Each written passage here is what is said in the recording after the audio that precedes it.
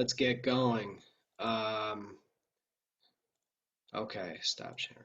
All right. So, um, what I wanted to do was go over a concept that I think is going to be heavily pushed because apparently now the test is concept based uh, for 2020 and not graphing based.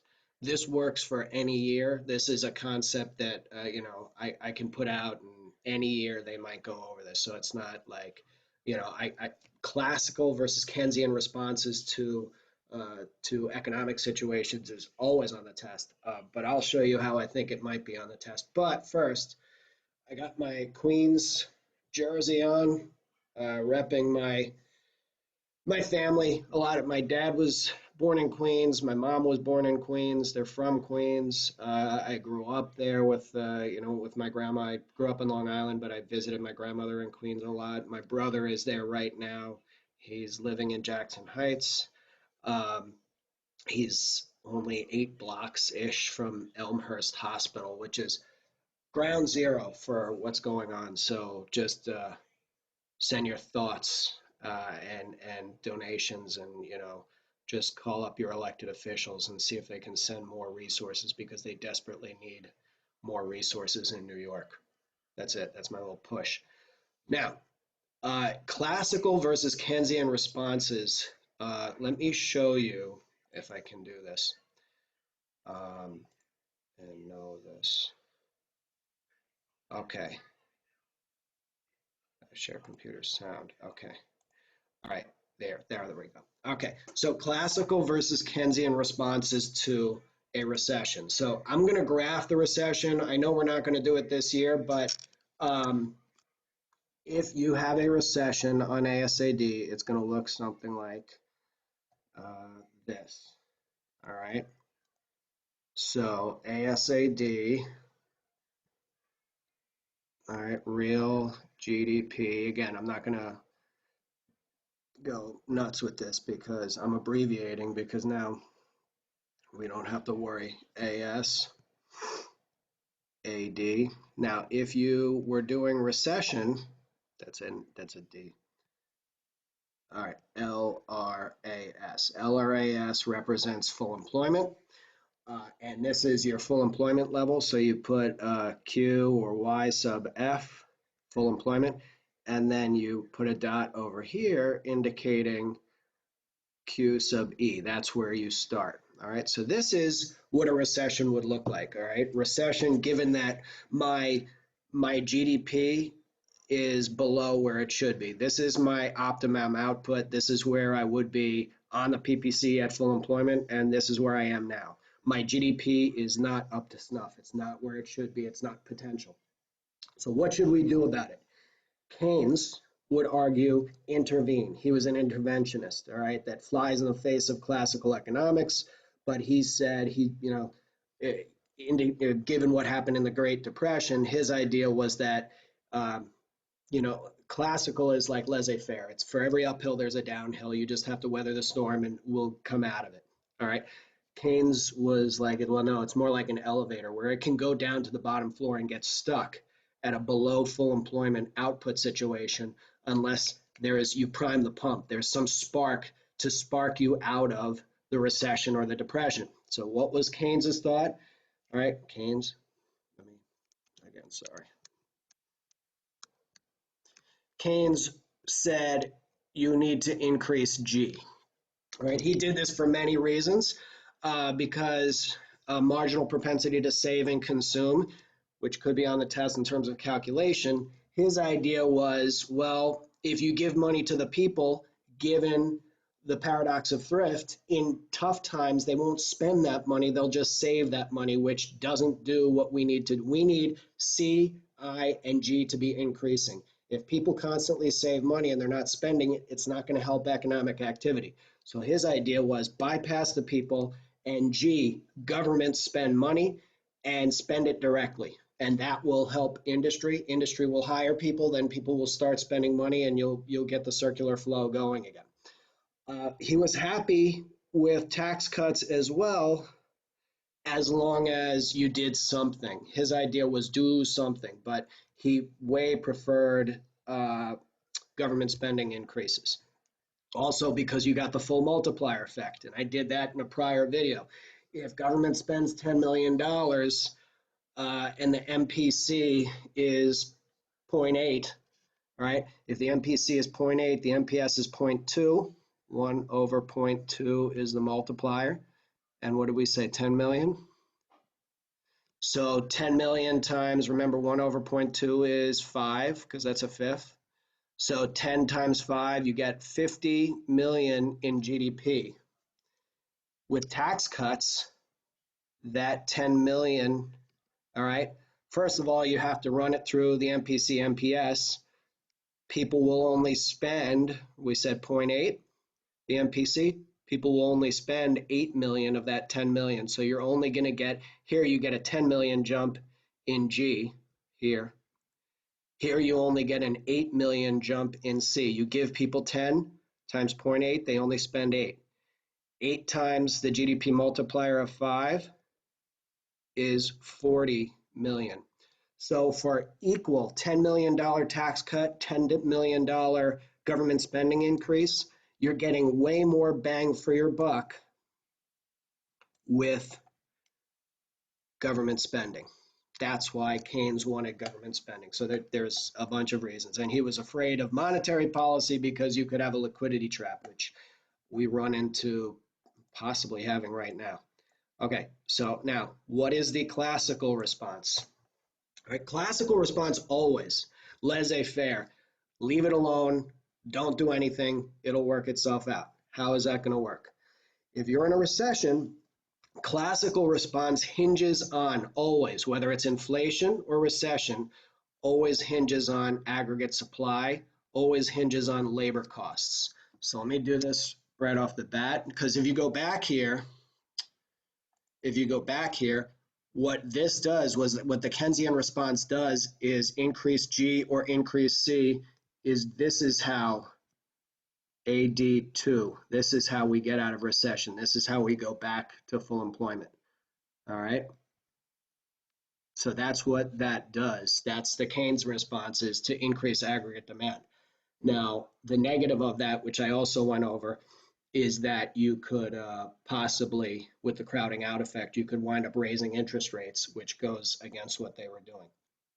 The classical response, so I'll draw one once again, and I'll do it short and quick. AD, oops, teachers are not infallible. All right, so AS, AD, okay. And we're going to show us in recession, LRAS. Okay, so that's a recession. Real GDP, price level. Okay, this is where we are GDP-wise. This is where we should be. It's like one of those maps in the malls. You are here, and you can never find your way out, and there's somehow always an Apple store. All right, so here we go. What would the classical economists say to do for this? This is classical. I'll put it up here. Laissez-faire, Adam Smith's invisible hand, leave it alone, do nothing. Do nothing, it'll work itself out. How? All right, in a recession, remember that as GDP goes down, as we're seeing right now, as GDP goes down and economic activity goes down,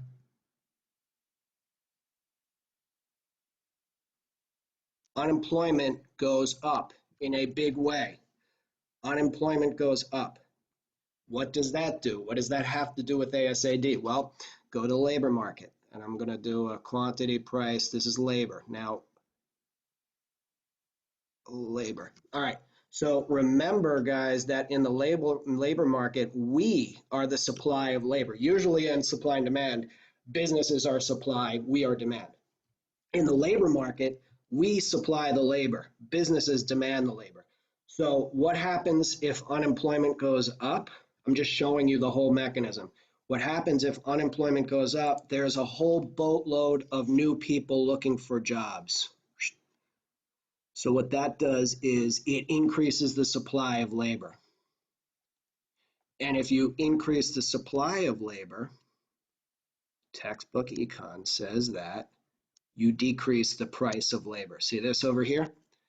If you increase the supply of anything, the price should go down. So they said, well, if you increase the supply of labor, price will go down, okay? And the cost of labor is one of the chief shifters. Remember, the shifters of AD, and this could be an explain point, so they might not graph this, are C plus I plus G plus net exports.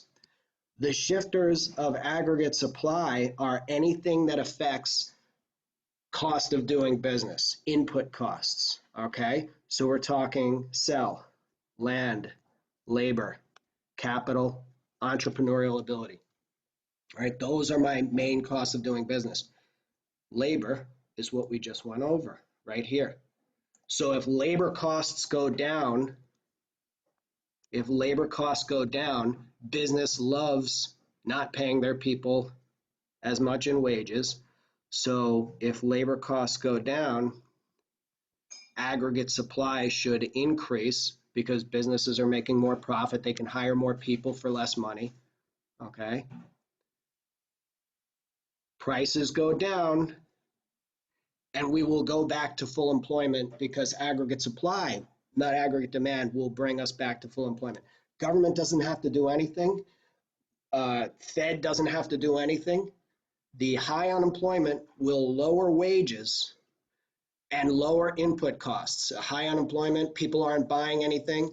Not just labor costs, but predominantly labor costs go down, but also gasoline costs, cost of everything, cost of flights, cost of shipping, costs, business costs go down, chiefly labor costs, and if business costs go down, input costs go down, aggregate supply brings us back to full employment. Now, Keynes's response to that, it was kind of like a battle rap, it went back and forth, was sticky prices. Whoops. Sticky prices. Okay. Sticky prices, and this is another, they could go back and forth. Sticky prices are businesses don't like to lower prices because of a fear of a price war. That's not good for, that's only good for consumers. You go back and forth and it cuts into profit margins. Businesses don't like to lower prices because they tend to pay efficiency wages. They tend to pay fair wages, enough that you can get by, but not enough that you don't have an incentive to improve. Businesses don't like to cut prices because of menu costs. All right, menu cost means every time I lower prices, I have to update my menus, and that costs money. Businesses don't like to lower prices, or sometimes they can't. How can't they? Well, because of an example of a price floor. All right, so that would be minimum wage. You can't go below minimum wage, so that's an artificial floor on wages. You can't go below them. And not only, we also have, anyone who's followed sports knows that sometimes you have a contract around your neck. I couldn't take a pay cut if I wanted to because teachers have a contract. So for all these reasons, all right, among others, Keynes said, no, let's go back to here. You say resource costs go down, that's your big, this will fix everything. And they say, no, this will not happen here because resource costs do not go down because of sticky prices. So you'll get stuck at this point. All right. So, but you are to know everything, but when they say what will happen if the government does nothing and if the Fed does nothing, if fiscal policy and monetary policy do nothing for the recession, boom, you are to say classical. High unemployment will lower resource costs, will lower wages, and the lower wages will shift aggregate supply. They have had that on an explain point in any given year. I strongly suspect that they will have that this year. Classical also has a response to inflation. I'm going to do this real quick. AS, AD, inflation. We're beyond full employment. I didn't do a very good job, but all right. So this is inflation, LRAS. Q sub F and Q sub E. So we're beyond full employment. We have inflation in the economy. All right, so what would the classical response be? Well, that's why the Fed tends to be inflation hawks. They don't want inflation to get started because of an inflationary and deflationary spiral. But if you do have inflation, again, laissez-faire, do nothing.